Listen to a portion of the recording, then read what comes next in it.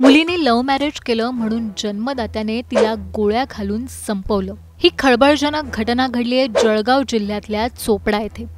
यात जावई सुद्धा गंभीर जखमी झालाय। दरम्यान असं काय घडलं की जन्मदात्यानेच आपल्या मुलीला संपवलं? एवढा कसला राग आला की पित्यानेच आपल्या पोटच्या गोळ्याला मृत्यूच्या दारात ढकललं? या घटनेचा सविस्तर आढावा या व्हिडिओतून घेऊया।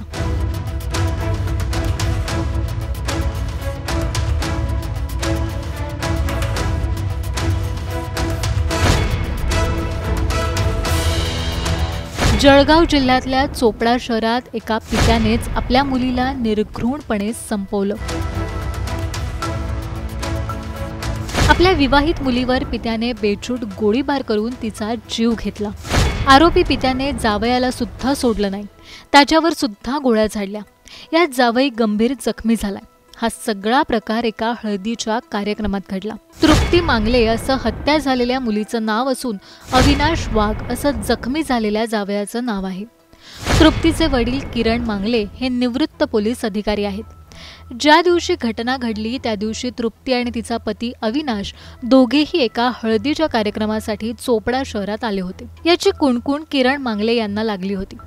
किरण मांगले यांनी त्या हळदीच्या कार्यक्रमाला जायचं ठरवलं। लायसन्स असलेली बंदूक घेऊन किरण मांगले त्या हळदीच्या कार्यक्रमात पोहोचले आणि त्यांनी आपली मुलगी तृप्ती हिच्यावर बेछूट गोळीबार केला। तृप्तीला वाचवण्यासाठी धावलेल्या अविनाशवर सुद्धा किरणने गोळी झाडली। यात अविनाश सोबत आणखी एक महिला गंभीर जखमी झाली आहे। साधारण वर्षभरापूर्वी तृप्ती मांगलेने अविनाश वाघ सोबत लव्ह मॅरेज केलं होतं।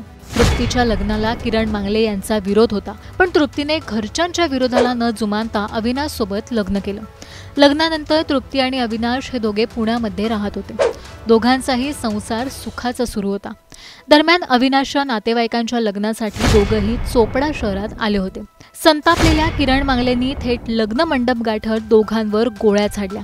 यावेळी हळदीसाठी उपस्थित असलेल्या वराडी मंडळींनी किरण मांगलेला मारहाण केली। यात तो देखील जखमी झालाय। मुलीचं लव्ह मॅरेज आणि कौटुंबिक वैमनस्यातून हा प्रकार घडल्याचं पोलिसांच्या तपासात उघड आले।